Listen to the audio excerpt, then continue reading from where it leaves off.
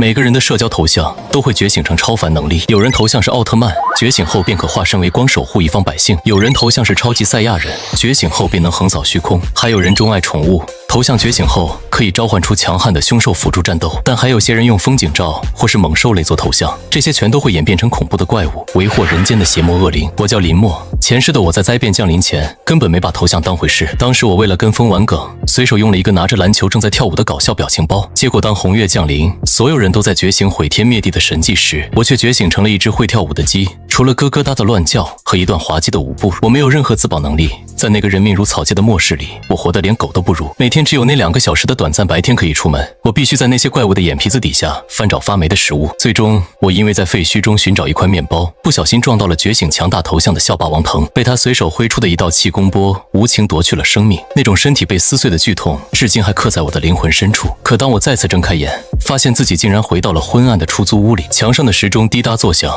现在是2月28日晚上8点，距离那场改变人类命运的灾变仅只剩下4个小时。我猛地坐起身子，大口呼吸着新鲜空气，感受着心脏疯狂的跳动。我知道我重生了，重活一世，我绝不会再让那种荒唐的悲剧重演。时间1分1秒在流逝，我身为一名职业绘画师，这一世我拥有改写命运的神笔。普通人只能被动接受现有的网图，而我完全可以亲手打造属于自己的至强头像。我立马翻身下床，一把推开桌子上的泡面桶，打开电脑，启动了最专业的绘图软件。我的脑海中浮现出无数禁忌的神话存在，既然要画，就要画出这个世界承载不住的最强战力。我打算将中国神话中的战力天花板完美融合。第一位是开天造化、执掌鸿蒙的创世神红军，第2位是统御万妖、威震九幽的妖祖东皇，第3位是万龙之祖、统御四海的至尊烛龙。但我总觉得还少了一丝极致的破坏力，于是我决定加入2次元中最强的合体战士——龙珠世界里卡卡罗特与贝吉塔的终极合体贝吉特。我要把这4位足以崩碎维度的存在缝合成一个头像，这是从未有人尝试过的禁忌操作。我的手指在数位板上疯狂跃动，线条交织间，一个身披白衣神武不凡的男子轮廓逐渐清晰，他的背后隐约浮现出万魔嘶吼的黑影，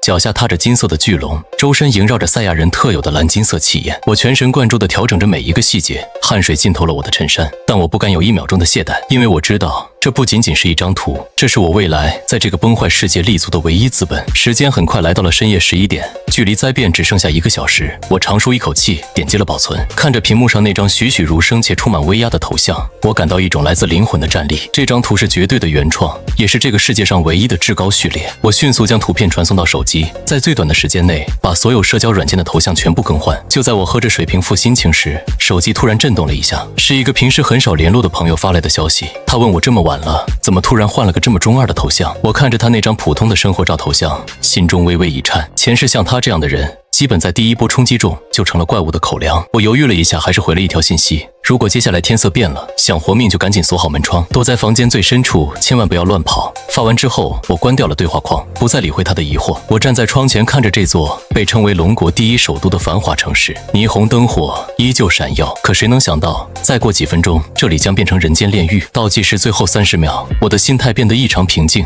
死过一次的人已经没有什么好怕的了。3月1号凌晨0点整，一道暗红色的闪电瞬间撕裂了漆黑的长空，紧接着是一声震碎耳膜的轰鸣，仿佛末世的丧钟在云端敲响。原本漆黑的夜空中，一轮妖异到极点的血月凭空升起，那是如鲜血般浓稠的红光，瞬间笼罩了整个地球。无数睡梦中的人被这诡异的动静惊醒，他们下意识地拿起手机，想要查看发生了什么。可就在他们点亮屏幕的一刹那，手机里散发出极其刺眼的光芒。那些使用风景照当头像的人，手机屏幕里仿佛裂开了一个血洞，浓郁的血雾中钻出狰狞且阴森的怪物。它们张开血盆大口，在主人还没反应过来时，就一口将它们吞噬。哀嚎声在整栋公寓楼里此起彼伏，而那些使用猛兽类头像的人更惨，他们头像里的恶魔直接狞笑着爬了出来，像是吃零食一样吞噬着账号主人的血肉。整个世界在短短几分钟内沦为废墟。我坐在电脑前，只觉得大脑一阵剧痛，眼前的景象开始变得模糊，一股恐怖的意志降临在我的脑海，我彻底昏厥了过去。当我再次产生意识的时候，我发现自己来到了一片虚无缥缈的混沌空间，这里没有重力，没有方向，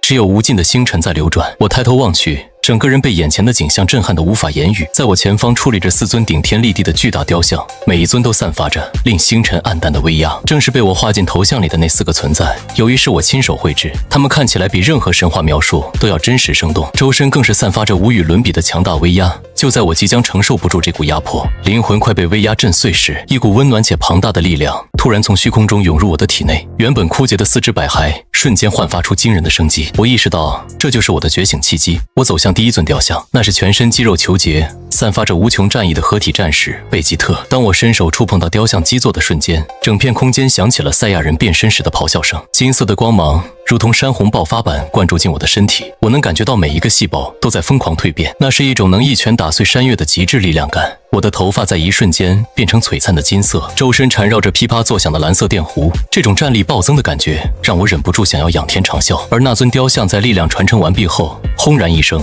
化作漫天金粉融入了我的灵魂。我没有停下脚步，继续走向那尊白衣似雪的红军雕像。它不像传说中那么粗犷，反而透着一种不怒自威的神圣感。我轻轻将手贴在雕像上，一股苍茫古老的气息瞬间席卷全身，那是开天辟地的创世之力。我的骨骼被淬炼得如同神铁般坚硬，肉身的防御力在这一刻达到了无法想象的高度，哪怕是重型坦克直接撞在我身上，恐怕也会被反震成碎片。这种力量增加10倍不止的快感让我近乎沉醉。奇怪的是，红军雕像并没有像前一个那样消失，而是静静地伫立在那里，仿佛还有更深层的力量等待我去挖掘。我平复了一下激动的心情，转身来到了妖祖东皇的雕像前。这位万妖之祖周身黑气缭绕，背后仿佛背负着无尽的深渊。就在我的手指碰到雕像的一刹那，一抹紫黑色的幽光猛地钻入我的眉心，在我的识海深处，一杆通体缠绕着黑色雷霆的长枪静静浮现。混沌枪，那是传说中连圣人都能陨落的神兵利器。虽然我现在只能动用它的一丝皮毛，但这足以让我横扫初期的所有邪灵。这种手握杀伐神器的底气，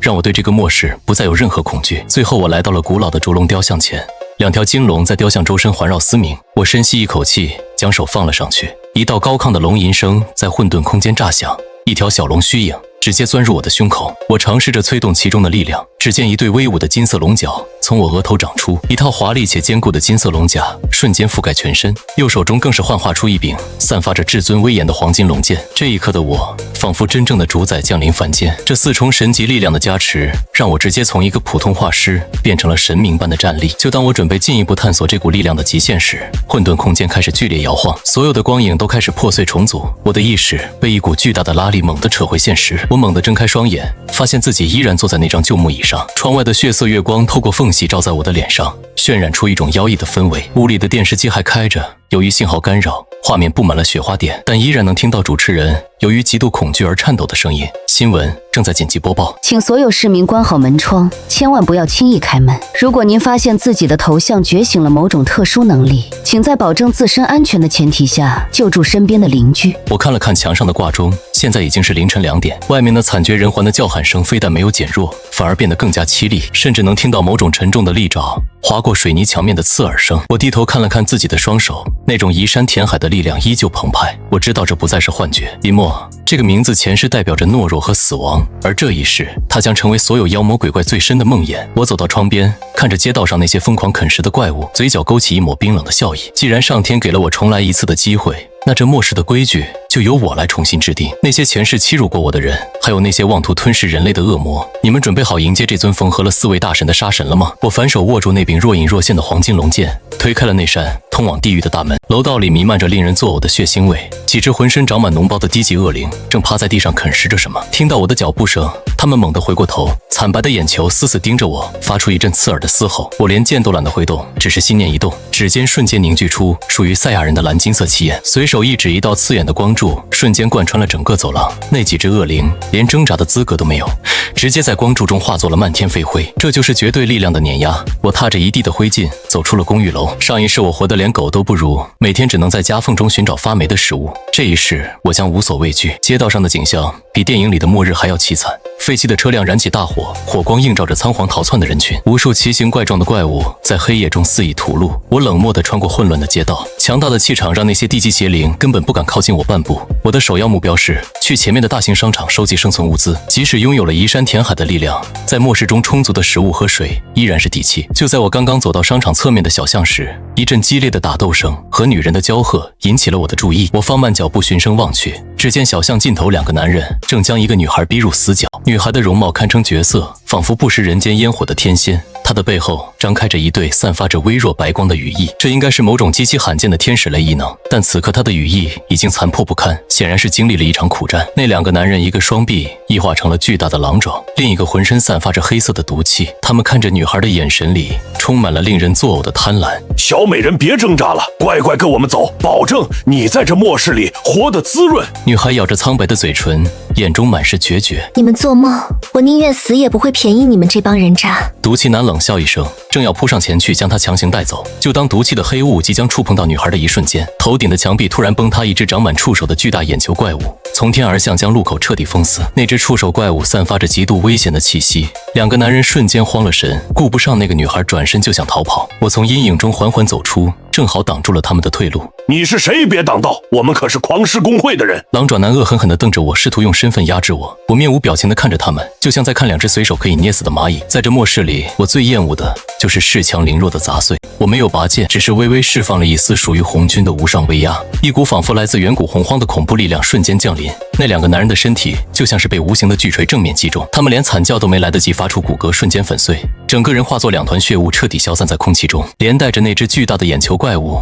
也被这股威压碾成了肉泥。女孩呆呆地看着眼前这不可思议的一幕。多谢恩人救命之恩，我叫林清雪。我淡淡地瞥了他一眼，语气没有任何起伏，顺手而已，你可以走了。林清雪却一把拉住我的衣角，眼神中透着一丝恳求。恩人，现在的世界太危险了，我现在的状态活不下去，求你让我跟着你。我本来想拒绝，但想到我对这个末世的最新局势还不算完全了解，有一个了解情况的人在身边，或许能省去很多麻烦。想跟着我可以，但一切必须听我的。林清雪连连点头，眼中满是劫后余生的庆幸。在接下来的搜寻物资过程中，林清雪向我详细讲述了她知道的情报。原来觉醒后的头像能力被划分为了5个明确的阶段，分别是普通、稀有、史诗、传说和神话。她看着我崇拜地说：恩人，你刚才展现出的威压至少是传说级，甚至可能是传说之上的神话级。我心中暗笑，我可是将4位最顶级的存在缝合在了一起，这种独一无二的级别恐怕早就打破了这个世界的上限。林清雪接着告诉我，目前的城市已经被划分成了几个危险区域，每个区域都盘踞着一只极其强大的区域恶灵，这些恶灵和人类中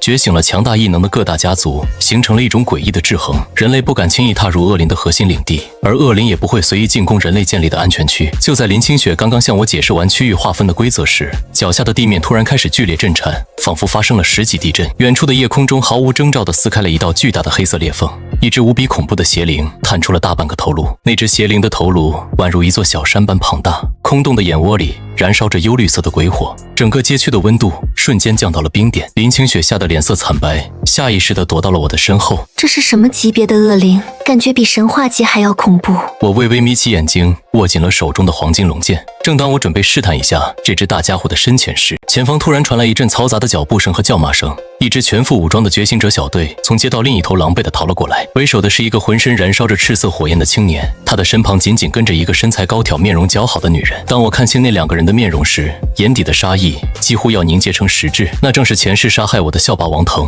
还有那个嫌贫爱富、背叛了我的前女友柳如烟，真是冤家路窄。王腾显然也看到了我，他先是一愣，随后爆发出一阵刺耳的狂笑。我当是谁呢？这不是我们学校有名的废物画师林默吗？柳如烟也是一脸鄙夷地看着我。林默，你居然还没死，不过看你这样子，估计也是躲在哪里苟延残喘吧。他们的小队成员纷纷发出嘲弄的哄笑，显然都把我当成了末世里最底层的蝼蚁。随后王腾的目光落在了我身后的林清雪身上，他的眼中瞬间爆发出一阵贪婪的光芒。哟，这不是咱们学校的校花林清雪吗？林默，你这癞蛤蟆难道还想吃天鹅肉，居然抱上了校花的大腿？柳如烟看着林清雪绝美的容颜，眼中闪过浓浓的嫉妒。清雪，你可是觉醒了天使异能的天才，怎么跟这种废物混在一起？赶紧过来！王腾哥哥现在可是史诗级觉醒者，跟着他才能在这末世里活命。林清雪厌恶地看着他们，冷冷地回怼：林默比你们强大1万倍，你们根本不知道自己面对的是什么存在。王腾仿佛听到了天大的笑话，笑得前仰后合。就凭他一个画师，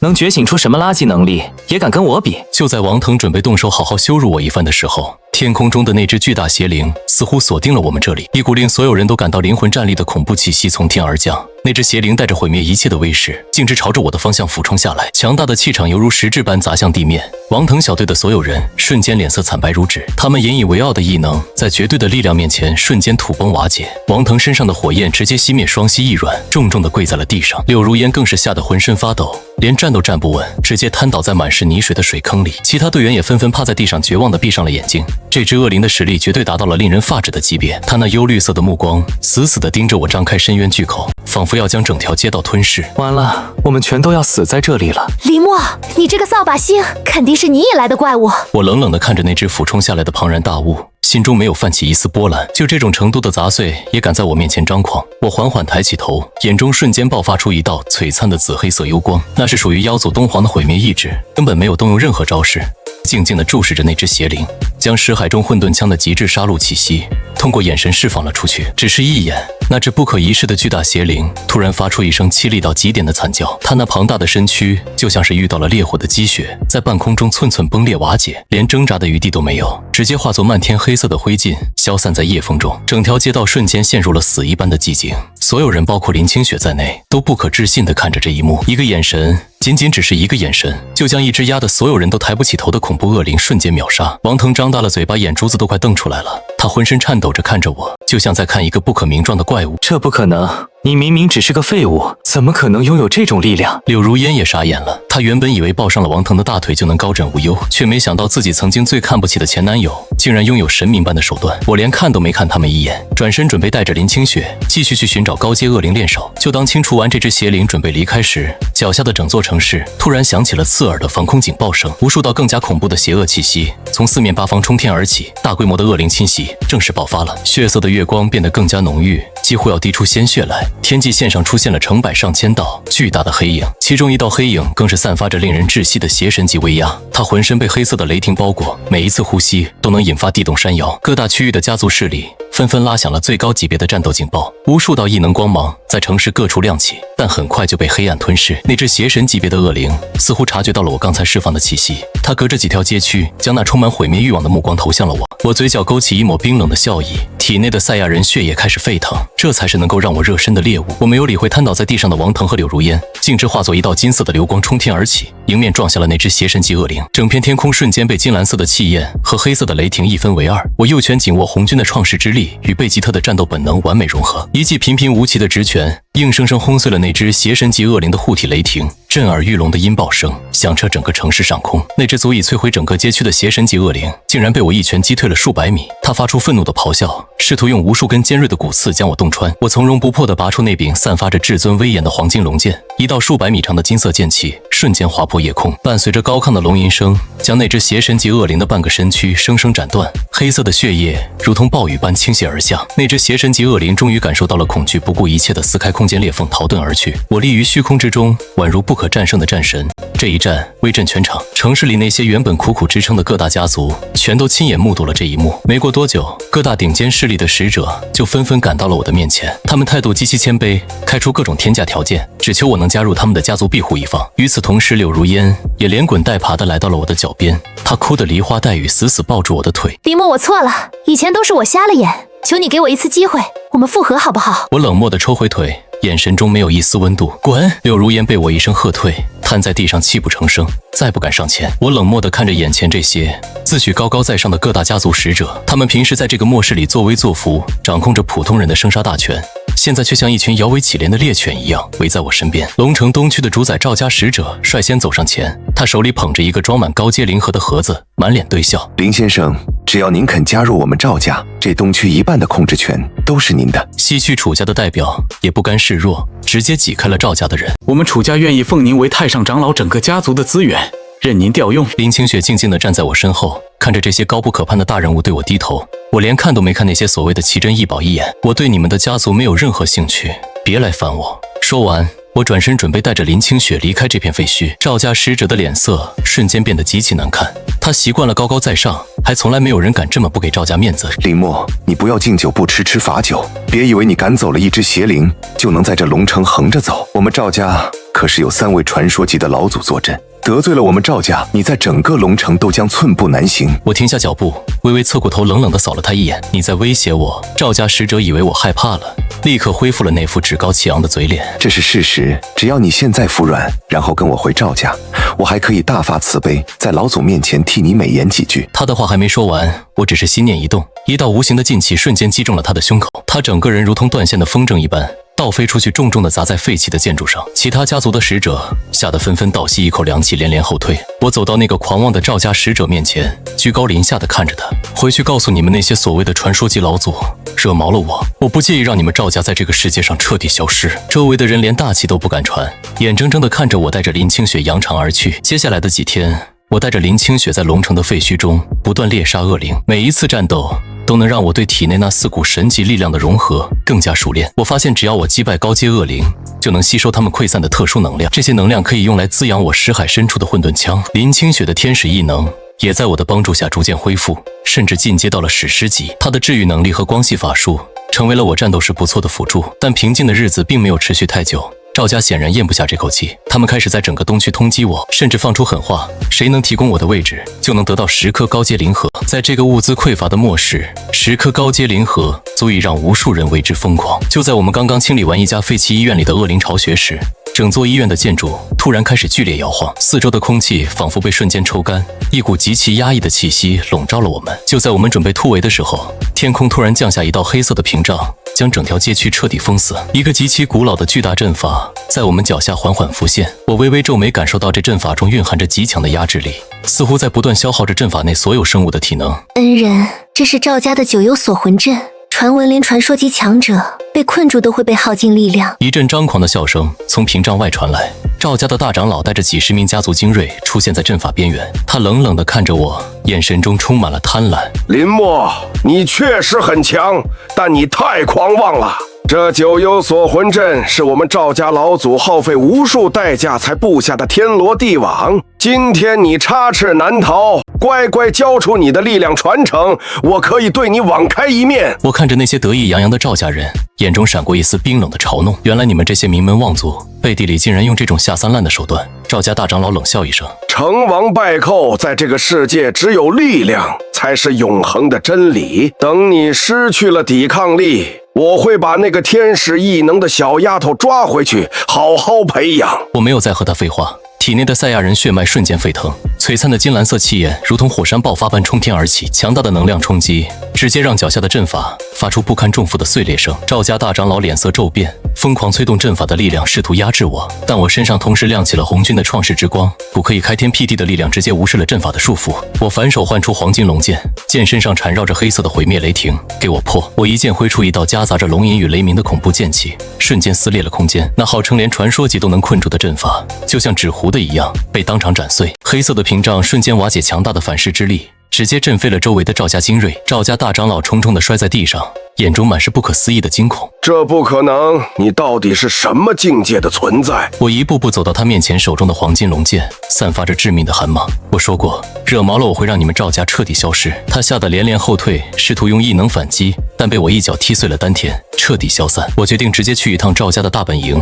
把这个隐患彻底拔除。林清雪紧紧跟在我身后，她的眼中没有恐惧，只有对我绝对的信任。我们沿着赵家残兵败将逃跑的路线，一路来到了东区的核心地带。这里曾经是一座极其奢华的私人庄园，现在被赵家改造成了坚不可摧的堡垒。庄园外围布满了各种异能防御塔，但在我的黄金龙剑面前，这些防御设施如同虚设，我犹如无人之境般击溃了庄园的防线。那些曾经高高在上的赵家守卫，此刻只能在我的威压下瑟瑟发抖。我一脚踹开庄园主建筑的大门，里面却出奇的安静，大厅空无一人，只弥漫着一股诡异的黑暗气息。我顺着气息找到了一扇通往地下的隐秘铁门，一剑劈开铁门后，映入眼帘的是一个巨大的地下广场。广场中央刻画着一个极其邪恶的黑色图腾。就在这时，我看到赵家家主正站在图腾中央，他的身体正在和一只极其恐怖的史诗级恶灵强行融合，伴随着狂暴的能量漩涡，他将周围环境里的所有灵力全部化作了自己的力量。那个变异后的赵家家主形态已经发生了剧烈的改变，他浑身覆盖着坚硬的黑色鳞甲，身躯膨胀了数倍，手里握着由黑暗能量凝聚而成的诡异巨刃。他完成融合后，将那双猩红的双眼死死锁定了我。林默是你逼我的，为了消灭你，我强行吸收了这只恶灵的本源。现在我已经突破了传说级的界限，达到了半步神话的境界，我要让你付出代价。他的声音犹如重金属摩擦般刺耳，带着无尽的疯狂。他猛地蹬地，庞大的身躯竟然爆发出不可思议的速度，巨人带着撕裂空气的尖笑声朝我砸来。我冷哼一声，没有任何退缩，直接迎着他冲了上去。祖龙的金色战甲瞬间覆盖我的全身，散发出至尊无上的威严。巨刃狠狠地砍在我的战甲上，爆发出刺眼的火花，但我连晃都没有晃一下。红军赋予我的肉身防御简直坚不可摧。赵家家主眼中闪过一丝错愕，显然没想到自己倾尽全力的一击竟然无法破防。轮到我了，我将赛亚人的气焰全部灌注到右拳之中，空气在这一拳的压迫下发出了剧烈的音爆声。我一拳狠狠地轰在了他的防御护盾上，咔嚓一声脆响，他坚硬的护盾被我硬生生打碎。他发出一声痛苦的嚎叫，庞大的身躯连连后退，但我没有给他任何喘息的机会。我召唤出识海深处的混沌枪，一抹紫黑色的幽光在枪间跳跃。这杆蕴含着极致毁灭意志的神兵，对付这种半人半鬼的怪物再合适不过。我身形一闪，瞬间出现在他的上空，手中的混沌枪化作一道黑色的闪电，直接击穿了他的能量核心。紫黑色的毁灭之力瞬间在他的体内爆发，他体内那只史诗级恶灵的残存意识发出绝望的哀嚎，被直接净化殆尽。赵家家主庞大的身躯犹如泄了气的皮球般迅速干瘪，最终失去了所有力量，无力地倒在地上，彻底昏死过去。不可一世的东区霸主赵家就这样在我的手里迎来了终结。我收起弑神枪，平复了一下体内翻滚的气血。就在我准备带着林清雪搜刮赵家宝库里的资源时，地下广场的阴影中突然传来一阵清脆的鼓掌声。一个身披金色斗篷的神秘人缓缓走出，他的气息竟然比刚才那个怪物还要深不可测。神秘人并没有表现出任何敌意，反而饶有兴趣地打量着我。精彩，真是太精彩了！没想到在这个偏僻的龙城，竟然能诞生出你这样打破规则的存在。我握紧了黄金龙剑，冷冷地看着他。你又是什么人？神秘人微微一笑，摘下了斗篷的兜帽，露出一张异常俊美的脸庞。他的额头上有一个若隐若现的金色印记，散发着神圣却又诡异的波动。你可以叫我神使，我来自这座城市之外的核心区，也就是你们所说的中枢。中枢这个词我还是第一次听到，前世我死得太早，接触到的最高层面，也就是王腾那个级别的觉醒者。神秘人似乎看出了我的疑惑，继续说道：这个世界的灾变远比你想象的要复杂，红月的降临并不是偶然，而是某种高维规则的重塑。像赵家这种蝼蚁，就算再怎么折腾，也只是井底之蛙。而你不同，你展现出的力量已经引起了中枢的注意。我是来邀请你参加一场真正属于强者的试炼。我冷漠地看着他，没有任何被招揽的兴奋。我只相信我手里的剑，对你们的试炼没兴趣。神秘人并不生气，反而笑得更加高深莫测。你会感兴趣的，因为这场试炼关系到红月降临的真正起源，而且你身边的这个拥有天使异能的女孩，正是开启最终遗迹的关键要素之一。他这话一出，林清雪紧张地倒退了一步，脸色微变。我微微皱眉，将林清雪护在身后。有我在，谁也别想动他。神秘人摇了摇头，身体逐渐化作金色的光点，消散在空气中，只留下一句回荡在地下广场的话语：林默，我们还会再见面的。当终极危机降临，你最终会来到中枢寻找答案。我看着他消失的地方，陷入了短暂的沉思。看来这个末世的水比我想象的还要深，但无论是什么不可名状的存在，只要敢挡我的路，我都会用这双拳头将他们彻底粉碎。我转头看向林清雪，她虽然害怕，但依然紧紧地握着拳头。别怕，我会让你变得比任何人都强。我带着林清雪推开了赵家地下宝库的沉重大门，伴随着令人牙酸的金属摩擦声，宝库内部的景象映入眼帘。这里并没有我想象中堆积如山的金银珠宝，在这个末世里，那些旧时代的废纸和金属早就失去了价值，取而代之的是成排的特制水晶展柜，里面摆满了各种散发着五颜六色光芒的高阶灵盒，这些都是赵家这几年来从无数恶灵和觉醒者身上掠夺来的底蕴。林清雪看着这些灵盒，惊讶地捂住了嘴巴，她显然没见过如此庞大的修炼资源。我却只是冷漠地扫视了一圈，这些普通的高阶灵盒对我现在的境界来说，犹如杯水车薪。我的目光最终锁定在宝库最深处的一个独立石台上，那里悬浮着一块散发着诡异红光的残破羊皮卷，羊皮卷周围的空气都在微微扭曲，仿佛连空间都被其力量影响。我大步走上前，无视了石台周围布置的防御禁制。红军的肉身力量让我直接穿透了那层足以绞杀史诗级觉醒者的结界。当我伸手握住那块羊皮卷的瞬间，一股庞大的信息流涌入我的脑海。这是一张指向龙城之外无尽荒野深处的地图，地图的终点被标记为一个刺眼的血色骷髅头，旁边用古老的文字写着葬神禁区4个字。我的嘴角勾起一抹兴奋的弧度，这正是我现在最需要的高级猎场。留在龙城虐杀这些低级家族和普通恶灵已经无法让我继续突破，只有这种连神明都敢埋葬的禁区才能孕育出让我感兴趣的猎物。就在我将羊皮卷收入怀中，准备带着林清雪离开宝库时，整个地下空间突然剧烈的颤抖起来，宝库上方的岩层开始大面积坍塌。就当我们将要踏出宝库大门时，宝库中央的虚空突然撕开一道巨大的黑色裂缝，一只浑身长满白骨倒刺的虚空恶灵猛地探出了头颅。这只虚空恶灵的气息极其古老且狂暴，它那空洞的眼窝里燃烧着幽蓝色的魂火，巨大的白骨爪子直接撕裂了宝库的钢铁墙壁。它似乎是感受到了羊皮卷的气息，跨越空间来抢夺。林清雪下意识地释放出天使羽翼，将圣洁的光芒挡在身前，但在那股恐怖的虚空威压下，她的光芒显得摇摇欲坠。我冷哼一声，将林清雪拉到身后。既然你自己送上门来，那就成为我前往禁区前的开胃菜吧。我没有动用黄金龙剑，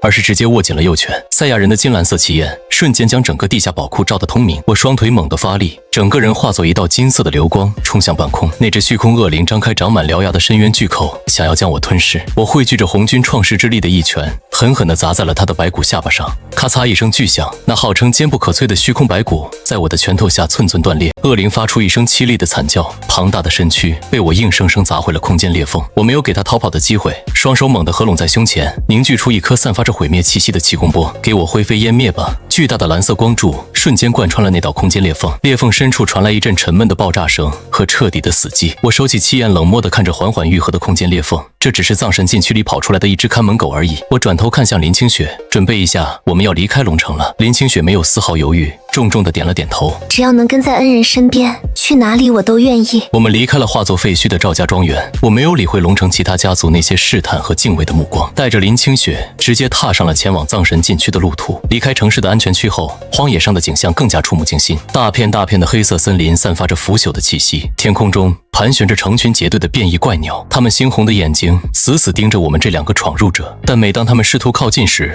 都会被我身上散发出的东皇威压直接震碎内脏。我们在荒野中行进了整整3天，死在我手里的各种高级变异体和游荡恶灵不计其数。我识海中的混沌枪在这无尽的杀戮中变得越发漆黑深邃。终于在第4天的黄昏，我们来到了一片被浓郁血雾笼罩的峡谷边缘。这里的重力是外界的10倍以上，周围的岩石都呈现出一种诡异的暗红色。地图上的标记显示，这里就是葬神禁区的入口。就当我们刚刚踏入峡谷核心地带时，脚下的暗红色大地突然大面积塌陷，一个深不见底的远古地下战场暴露在我们眼前。一头体型遮天蔽日的古龙从沉睡中苏醒，并发出震碎苍穹的咆哮。那头古龙的身躯庞大到几乎填满了整个地下空间的穹顶，它身上的每一根骨头都刻满了古老而邪恶的诅咒符文。随着它的苏醒，整个葬神禁区的血雾都在向它汇聚，那种恐怖的压迫感比之前遇到的邪神级恶灵还要强悍数倍。林清雪在这股威压下脸色苍白，连呼吸都变得极其困难。我立刻分出一道金色的赛亚人气息，将它包裹起来，隔绝了古龙的威压。这头畜生生前绝对是神话级别的存在，即便只剩下骨架，依然保留着极其强悍的战斗本能。他那燃烧着血色火焰的双眼死死锁定了我们，仿佛在愤怒我们这两个蝼蚁竟敢打扰他的沉睡。巨大的骨尾如同擎天巨柱般朝着我们所在的位置横扫过来，空气在这股恐怖的力量下发出刺耳的音爆声。我将林清雪推到安全的角落，眼中不但没有恐惧，反而燃起了狂热的战意。来得好，正好拿你来试试我融合后的权力。我额头瞬间长出威武的金色龙角，华丽且坚固的金色龙甲覆盖全身。我没有闪避，而是直接迎着那条巨大的骨尾冲了上去。我伸出双手，爆发出红军的无上伟力，竟然硬生生地接住了那足以抽碎山脉的骨尾横扫。强大的反作用力让我脚下的地面瞬间崩塌出一个巨大的深坑，但我却犹如生了根一般寸步未退。那头古龙似乎没料到一个人类居然能在力量上与它抗衡，它发出愤怒的嘶吼，张开深渊巨口，喷吐出毁天灭地的黑色龙息。我冷笑一声，体内的烛龙血脉彻底爆发，一股比它更加纯粹、更加至高无上的龙族威压冲天而起。我右手虚握，散发着至尊威严的黄金龙剑瞬间凝聚成形。在这柄象征着万龙之祖的神剑面前，那头不可一世的古龙竟然浑身颤抖了一下。它引以为傲的黑色龙息在遇到黄金龙剑的剑气时，直接如冰雪般消融。我身形一闪，化作一道金色的闪电，逆着龙息冲天而起，手中的黄金龙剑爆发出刺眼的强光。斩！我一剑劈下，携带着开天辟地之势的剑气瞬间没入古龙的头颅。那坚不可摧的头骨在这一剑之下如同豆腐般被整齐地切开，古龙眼眶里的血色火焰剧烈闪烁了几下，最终彻底熄灭。他那庞大无比的身躯失去了力量的支撑，轰然倒塌，重重地砸在地下战场上，激起漫天的尘土。我平稳地降落在古龙的尸骸上，用剑尖挑出了一颗拳头大小、散发着浓郁死气和龙威的核心。这颗核心蕴含的能量足以让我的肉身再上一个台阶。我将核心收好，带着林清雪继续向地下战场的最深处探索。穿过无数残破的古老兵器和巨大的骸骨，我们在战场的尽头发现了一座古老的祭坛。祭坛中央悬浮着一颗散发着柔和白光的光球，那光球中蕴含的纯粹光明力量，竟然与林清雪的天使异能产生了强烈的共鸣。林清雪激动地看着那颗光球，恩人，我能感觉到，如果我吸收了它，我的异能就能突破到传说级。我点了点头，示意他上去吸收。就在林清雪刚刚迈上祭坛台阶，准备触碰那颗光球的时候，天空突然撕开一道巨大的金色裂缝，几名身穿银色战甲、气息深不可测的中枢审判者从天而降，将我们团团包围。那些身穿银色战甲的中枢审判者，个个散发着高高在上的威严。为首的审判长手持一把燃烧着圣火的大剑，冷冷地俯视着我们。他胸前的金色徽章闪烁着刺眼的光芒，代表着中枢的绝对权力。那个拥有天使异能的女孩，立刻停止吸收光球，跟我们回中枢接受裁决。至于你这个低贱的荒野变异者，立刻跪下献出你刚刚得到的古龙核心。我像看白痴一样看着这些自命不凡的家伙，嘴角勾起一抹残忍的冷笑。在这个实力为尊的末世，居然还有人敢让我下跪。林清雪站在祭坛上，有些担忧地看着我，但她的眼神依然坚定。我挥了挥手示意她继续吸收那颗光球，不用管这些杂鱼。审判长见我竟然完全无视他的命令，顿时勃然大怒。狂妄的蝼蚁，你竟敢违抗中枢的意志，简直是在找死！他身后的几名审判者瞬间化作几道银色的闪电朝我扑杀过来，他们手中凝聚出极其耀眼的光剑，试图将我大卸八块。我甚至都没有召唤出黄金龙剑，只是随意地抬起了右手。赛亚人的狂暴气焰在我掌心凝聚成一颗高度压缩的能量球，我随手一挥，那颗能量球带着毁灭一切的威势砸向那几名审判者，伴随着惊天动地的巨响，那几个号称无敌的中枢精锐连惨叫都没来得及发出，就被瞬间气化。强大的冲击波将整个地下战场的残骸掀飞到半空中。审判长脸上的高傲瞬间凝固，取而代之的是无法掩饰的恐惧。这不可能，你明明只是个外围区域的低级觉醒者，怎么会有这种力量？我一步步踩着虚空走向他，每走一步，身上红军的威压就加重一分。所谓的绝对权力，在绝对的力量面前连个屁都不是。我双指并拢，化作一道金色的剑气，瞬间贯穿了他的胸膛。审判长瞪大了眼睛，身体无力地从半空中坠落，重重地砸在地上。他引以为傲的银色战甲在我的剑气面前就像纸糊的一样脆弱。就在这时，祭坛上的林清雪也完成了最后的蜕变，她背后的羽翼从2队变成了4队，散发出璀璨夺目的神圣光辉。她成功突破到了传说级，甚至隐隐触碰到了神话级的门槛。她欣喜若狂地飞到我身边，刚想开口道谢，脚下的古老祭坛突然毫无征兆地崩塌，一个巨大的黑色虚空漩涡瞬间成型，将我们2人猛地吸入了禁区更深处的未知空间。周围的空间剧烈扭曲，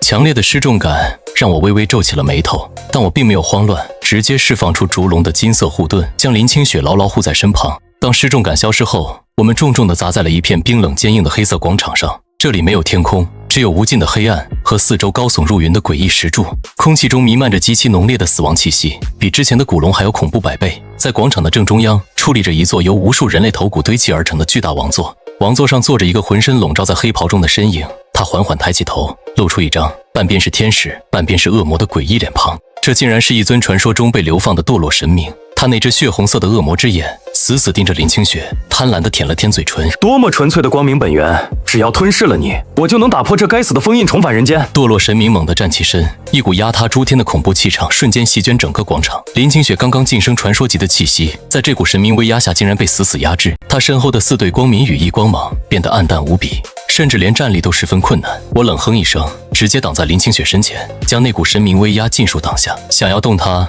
你问过我手里的剑了吗？我反手召唤出黄金龙剑，剑身上瞬间缠绕起属于东皇的紫黑色毁灭雷霆。无知的人类，你以为拥有了几种高阶异能就能挑战真正的神明吗？他猛地挥动背后的堕落黑翼，无数根犹如长矛般的黑色羽毛铺天盖地般朝我射来，每一根羽毛都蕴含着足以洞穿传说级觉醒者的恐怖能量。我没有退缩，体内的赛亚人血脉瞬间沸腾到极点，金蓝色的气焰如同火山爆发般冲天而起，在体表形成了一层绝对防御。那些黑色的羽毛撞击在我的气焰上，发出密集的爆炸声，却根本无法伤我分毫。我右腿猛地发力，整个人化作一道流光，瞬间出现在堕落神明的上空。给我跪下！我汇聚着红军创世之力的一脚，狠狠地劈向他的头颅。堕落神明大惊失色，连忙举起手中的黑色巨镰进行格挡，伴随着一声金属碎裂的巨响，他那把坚不可摧的神级巨镰竟然被我一脚踢断。庞大的力量顺着他的双臂蔓延全身，将他重重地砸进了地下的岩层中。整个广场剧烈颤抖，无数高耸的石柱轰然倒塌，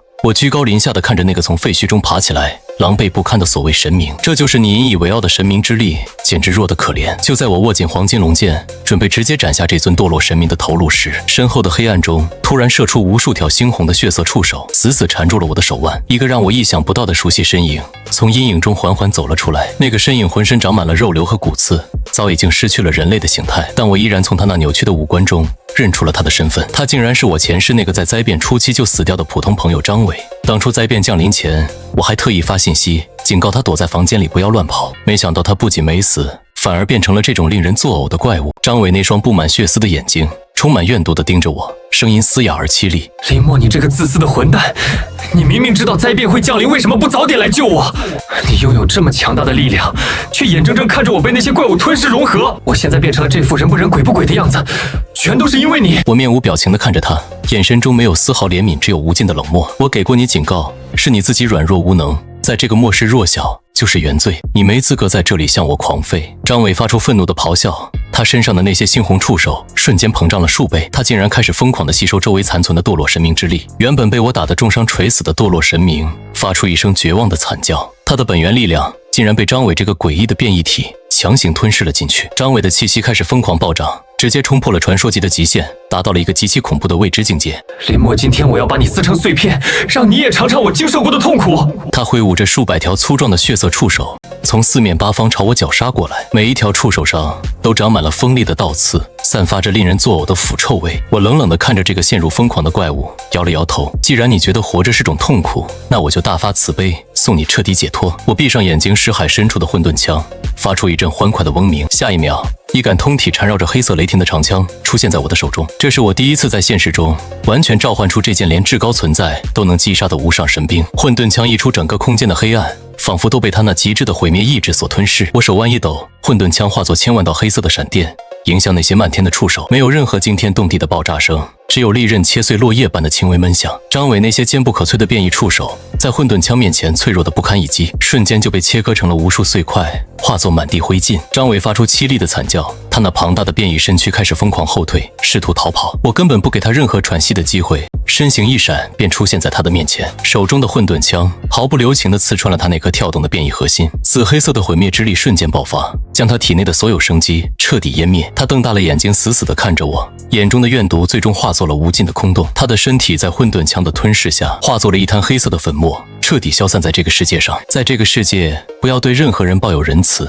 否则死的就是你自己。林清雪脸色苍白地点了点头，紧紧跟在我的身后。我吸收了堕落神明和张伟死后散发出来的庞大本源能量，体内的四股神级力量越发融洽。我感觉自己距离打破这个世界的规则只差最后一步。就当我准备带着林清雪寻找离开这个地下空间的出口时，头顶无尽的黑暗突然被一股恐怖到极点的力量撕裂，一只完全由璀璨星辰凝聚而成的遮天巨手从裂缝中探出，以不可阻挡的碾压之势朝着整个禁区拍了下来。整个地下空间在这股降维打击般的压迫感下开始疯狂崩塌。林清雪哪怕已经晋升到了传说级，依然被这股威压逼得连连后退。她绝望地抬起头，看着那几乎遮蔽了整个穹顶的星辰巨手。恩人，这股力量根本不是属于这个星球的，我们快逃吧。逃？我的字典里从来就没有这个字。我仰起头，死死盯着那只缓缓压下的巨手，眼中闪烁着狂热的战意。前世我卑微如蝼蚁，哪怕是一块面包都能让我丢掉性命，重活一世。我既然融合了4位至高存在，就注定要踩碎一切规则。